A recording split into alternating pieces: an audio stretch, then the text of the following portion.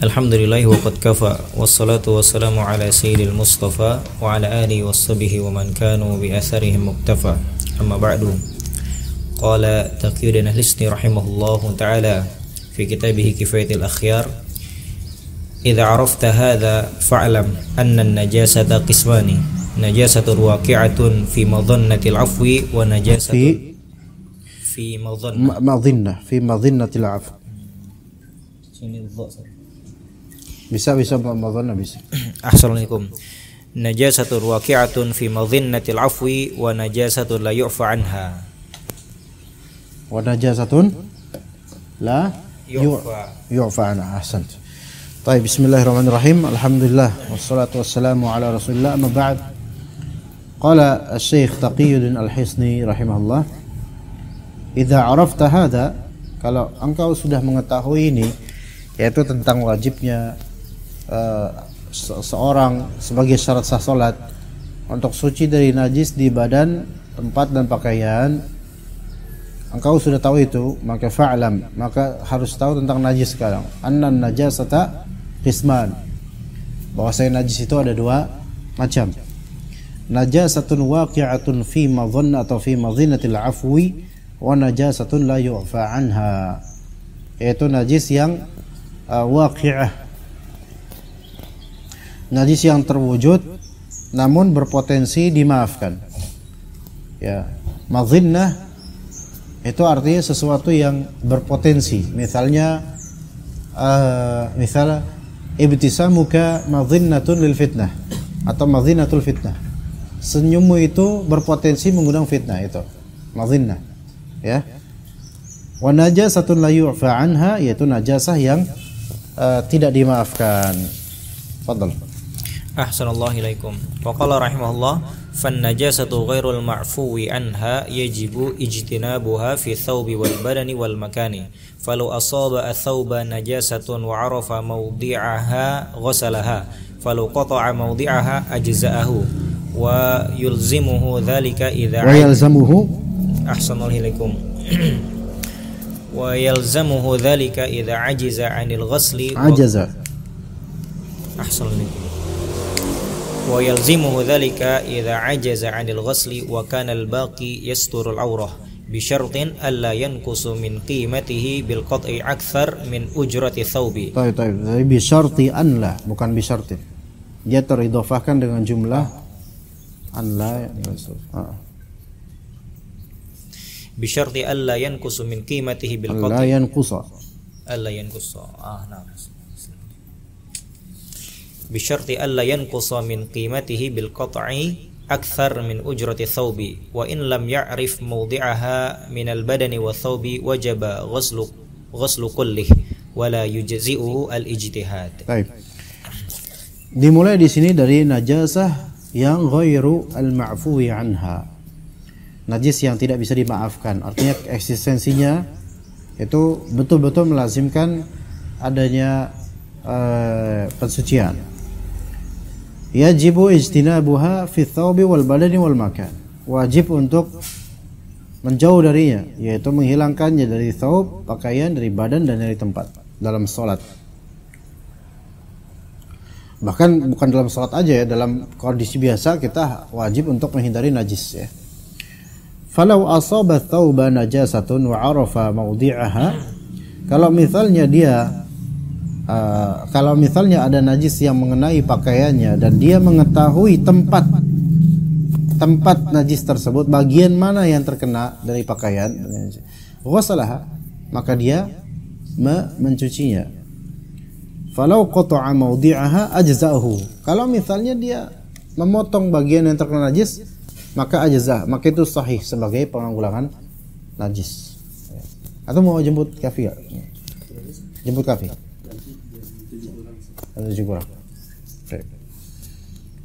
Falau qata'a mawdi'aha ajza'ah, kalau misalnya dia memotong bagian yang terkena najis, maka itu sudah cukup, bagus. Maksudnya sudah terhitung sebagai menghilangkan najis. Dan bahkan di zaman Bani Israel dahulu, ketika pakaian mereka terkena najis, mereka akan membuang dan memotong dan membuang bagian yang terkena najis dari pakaian mereka. Sampai bahkan kulit pun begitu. Kalau kulit terkena najis, maka mereka akan memotong bagian kulit yang terkena najis itu. Ya. Ya, itu. Makanya kata Allah Azza wa Jalla sebagai doa orang-orang beriman, Rabbana wa la tahmil alaina isran kama hamaltahu 'ala alladziina min qablina. Ya Allah, janganlah Engkau bebani kami dengan isra, suatu beban yang berat sebagaimana Engkau bebankan kepada orang-orang sebelum kami dari Bani Israel. Di antaranya masalah taharah an najasah. Ya, berat ketika itu. Sekarang alhamdulillah Allah permudah. Wa yalzamuhu dzalika idza ajaza 'anil ghusli.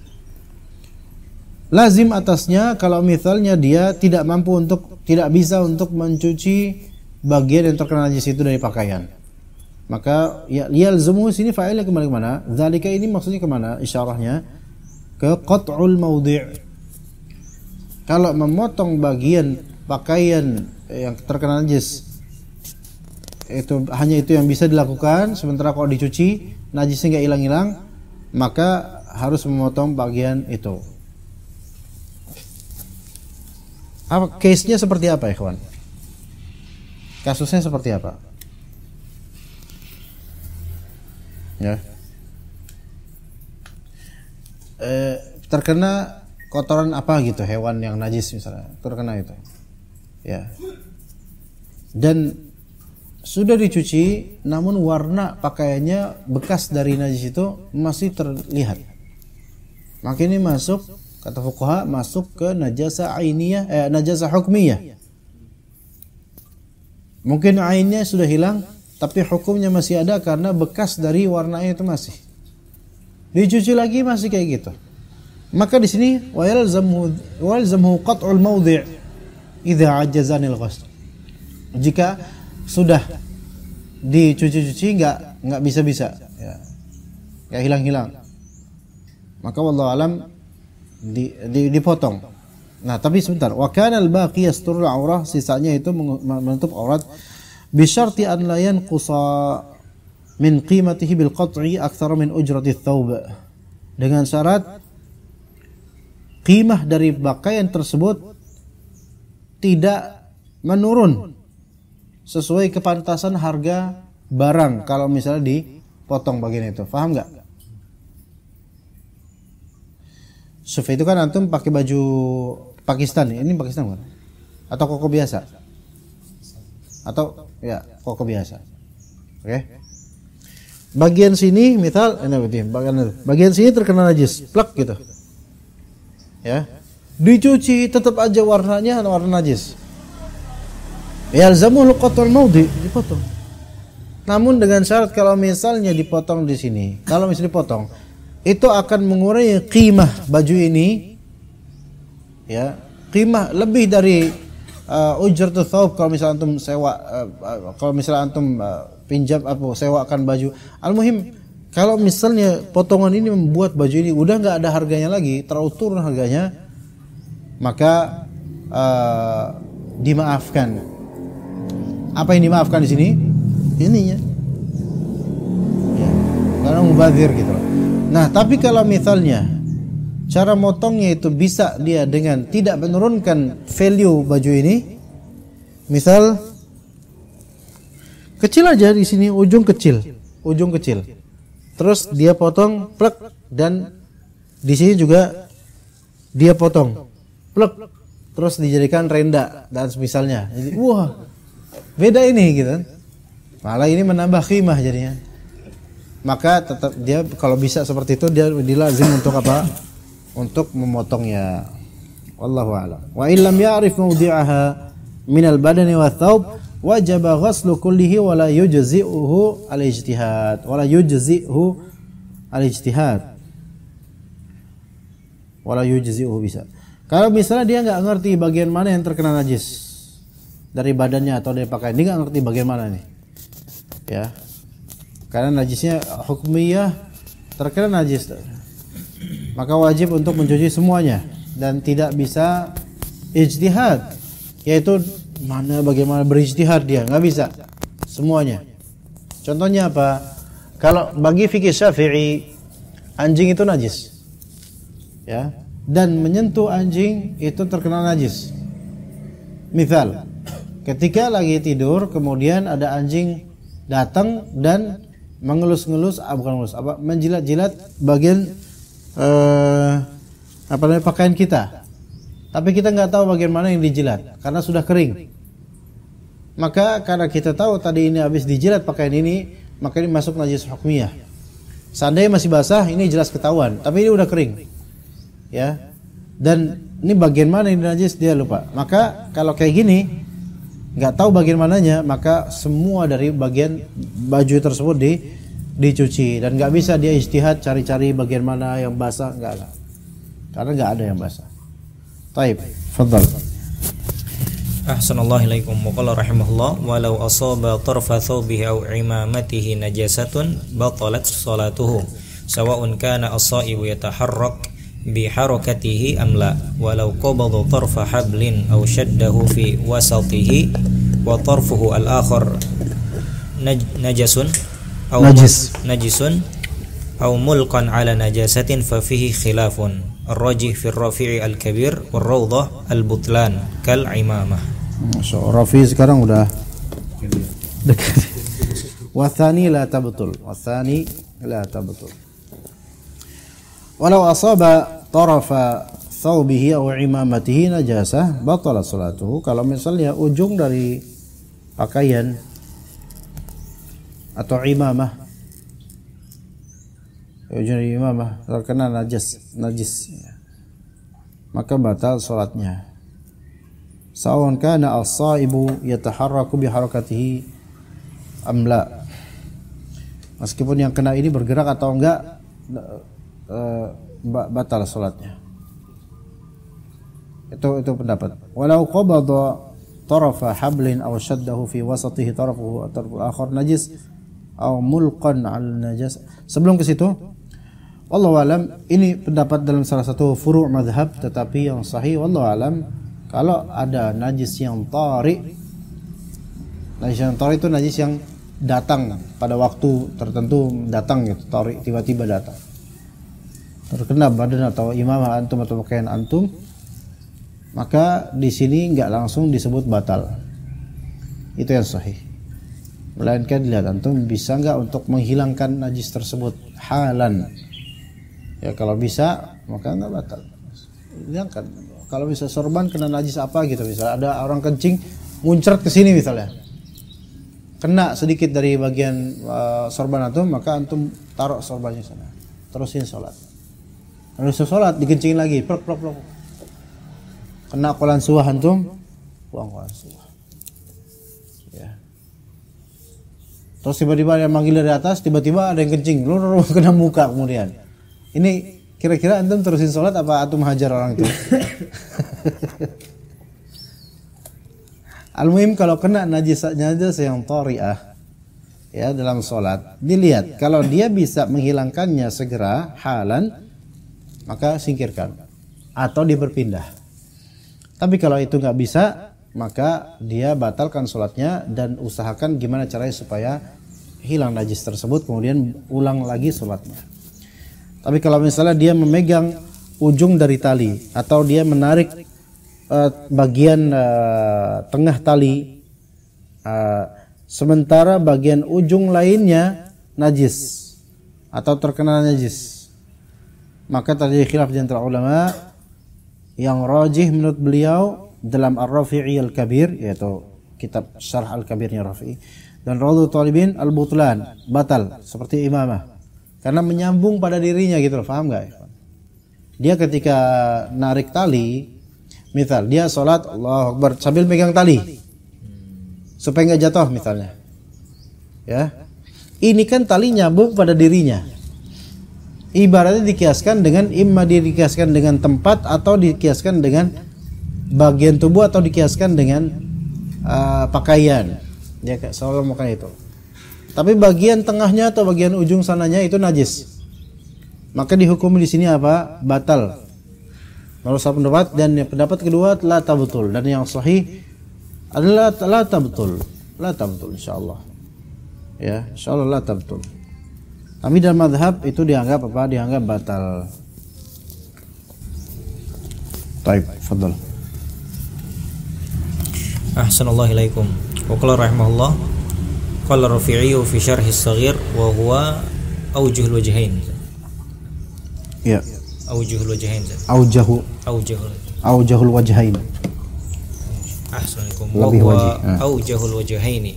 Walau kana al-hablu fi yadihi aw shaddahu fi wasatihi wa taraful akhar marbutun fi unuki himarin wa 'ala al-himari himlun najasah wa fihi al-khilaf wal aula adam Ya. wal aula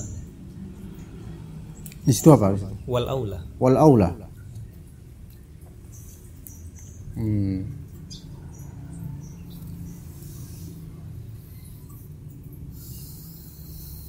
Lanjut dulu oleh anna bi adamil butlan.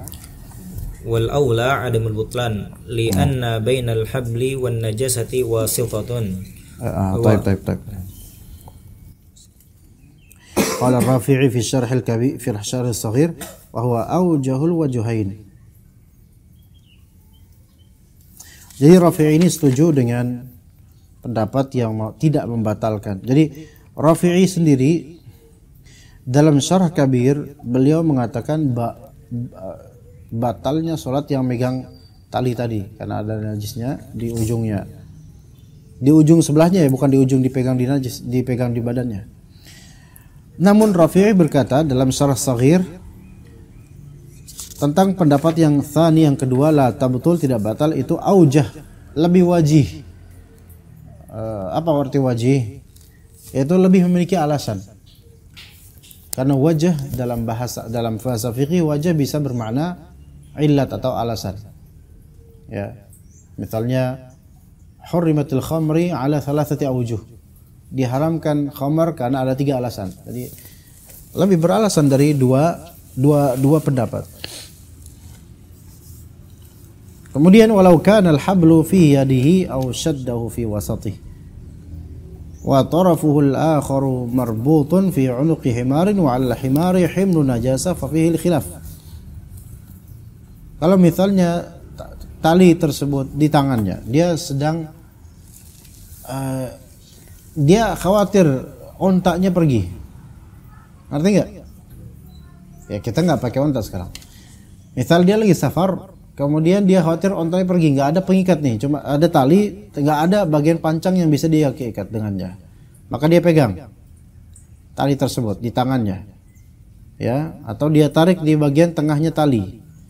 Namun tarafuhul akhar, ujung tali lainnya, ujung tali lawannya, ujung talinya itu marbutun fi unuqi himar, terikat di lehernya ini himar di sini ya, himar di sini apa? Keledai, dan di atas himar tersebut ada himlu najasah, ada beban najis. Misalnya himar ini lagi bawa, dalam mazhab Syafi'i tai kambing itu najis dalam mazhab Syafi'i. Ya, ini apa najis? Gimana itu? Fa fihi khilaf, terjadi khilaf di antara ulama. Wal aula adamul butlan, sahih itu. Wal aula adamul butlan, dan yang lebih aula, yang lebih baik adalah tidak batal salat dia. Jadi salatnya sambil megang ba'ir atau sambil gini megang tali habal yang tersambung pada ba'ir atau tersambung pada himar, yang mana dia mengangkut apa, benda-benda najis gitu. Malah ulama mempermasalahkan ini karena mereka khawatir apakah tali ini itu termasuk bagian dari orang yang sholat, karena kan nyambung gitu loh, itu masalahnya. Bukan masalah nanti bagian najisnya itu nimpa nggak, jalan nggak, nanti najisnya jalan lagi ke dia, nggak kayak gitu pemahamannya. Ya, kenapa di sini kok yang aula adalah adamul butlan? Li anna bainal habli wan najasati wasitah, karena antara tali dengan najis itu masih ada wasitah, tidak langsung nyambung kepada tali. Baik, fadhal. Ahsanallahu ilaikum. Wa qala rahimahullah walau shalla ala bisatin tahtahu najasah aw ala tarafin minhu najasah a'la sariri Aw ala enggak ada wawnya sih. Aw ala sariri qawaimih ala najasah lam yadur. Ala saririn qawaimuhu ala najasatin. Ahsanallahu ilaikum. Aw ala saririn qaimuhu ala najasatin lam yadur walau kanat najasatun. Khalas. Ahsan. Qala walau shalla ala bisat.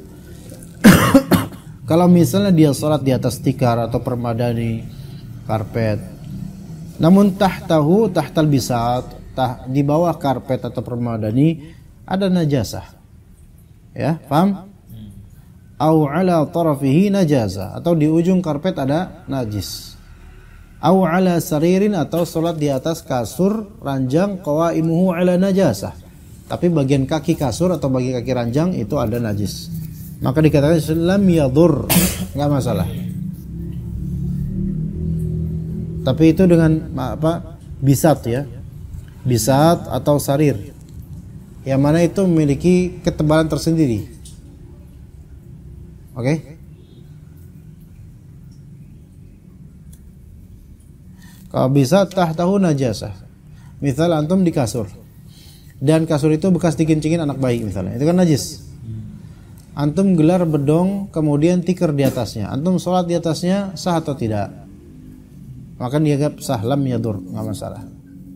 Selama bukan langsung gitu, enggak masalah. Tapi kalau misalnya air najis itu ada persis di tempat antum sholat, yaitu di karpetnya langsung, maka itu yadur. Nah, kalau di sini kemudian au ala tarafihi najasa, atau di ujung taraf permadaninya itu ada najasah. Maksud dari taraf ini berarti dia kharijun an makanika lis-shalah, di luar dari tempat sholatmu, karena coverage area sholat itu kan hanya sampai daerah sujud, yaitu segitu. Adapun kalau dia di taraf najisnya di taraf sana, maka nggak masalah. Antum lagi sholat Allahu Akbar di permadani atau dimanapun, kemudian ada kucing datang, kemudian boker di samping, persis di samping antum, bahkan antum ngeliatin gitu. Taib, batal nggak sholatnya? Tidak batal, nggak masalah. Ya kalau bisa antum musir, jangan didimin. Bagaimana kalau misalnya dia BAB-nya di tempat antum sujud? Di situ, di tempat antum sujud itu, kata kucingnya rompek no, dadak no. Ya, apakah batal sholatnya? Ini najis yang tori namanya. Ini najis yang tori, yang tiba-tiba datang ada gitu, nggak ada sebelumnya. Maka di sini kita pindah geser. Bagaimana kalau kita sholat jemaah? Kucing datang ke sholat jemaah, kemudian nya di situ di depan kita. Nggak mungkin dong kita bersihin itu. Pindah ke tempat lain. Biarkan itu kosong, terwariskan oleh orang yang belakang. Yang belakang terus pas lihat, astagfirullahaladzim. Baik lagi. Ya, ini najis yang tori, bukan kasusnya kan beda dengan ini. Kalau ini bukan najis tori ini, kawan. Ini bukan najis tori. Ini najis yang memang ada padanya sejak awal. Ya, taib. Nah, sekarang kalau misalnya lagi di atas kasur ranjang, di bawah ranjang itu banyak tai tikus. Mungkin nggak itu? Mungkin. Banyak tai tikus dengan beragam macam jenisnya. Bahkan tikusnya masih ada juga di bawah ranjang. Terus bapak ini sholat di atas kasur, di atas ranjang. Sah atau tidak sholatnya? Sah gitu. Ya Allah. Taib. Fadal. Walau kanat. Ahsanallahu ilaikum. Wa qala rahimahullah walau kanat najasatun tuhadhi sadrahu fi hali sujudihi aw ghairihi fawajhani al-asah la tabtulu salatuhu li'annahu ghairu hamilin lin najasati wala musallin 'alaiha walau shalla wa huwa hamilun nusyaban lam tasihha salatuhu li ajli rish wa kadza law kana fi ibhamihi kashtuwanu ghairu tahirin wa ma ashbaha dzalik.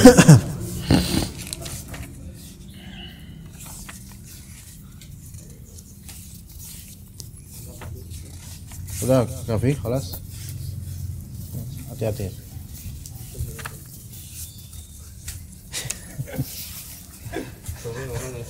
Ayo, saya cium.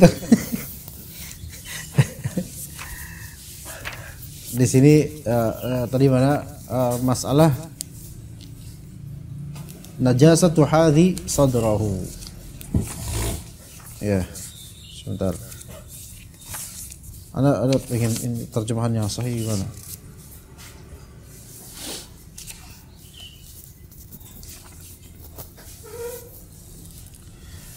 Taib, seandainya najis sejajar dengan dadanya pada saat sujud atau selainnya, maka ada dua pendapat. Muhadzat, tuhadhi, sejajar memang.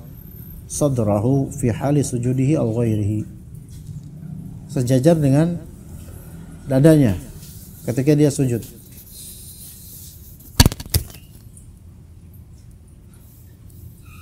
Sejajarnya di mana dia nih? Ketika dia sujud sejajar dengan dadanya, itu najis, ada najis. Paham enggak? Di depannya iya, tapi di sini al-asah la tabtul salatu. Tidak batal karena ia tidak membawa najis dan tidak salat di atas najis. Nah, berarti sejajarnya bukan di depan dia di sini. Samping, sejajar samping. Ya. Kemudian walau shalla wa huwa hamilun nusyaba, kalau misalnya dia salat sedangkan dia membawa anak panah, maka lam tasihha salatuh, tidak sah salatnya li ajli rish, karena dia membawa anak bulu panah. Bulu anak panah. Jadi kan panah itu kan ada bagian bulunya tuh. Nah, bulunya itu biasanya dari binatang apa dulu? Dalam fikih Syafi'i ya di sini li ajli rish, bulunya ini dianggap najis gitu loh. Dan di sini dia membawa anak panah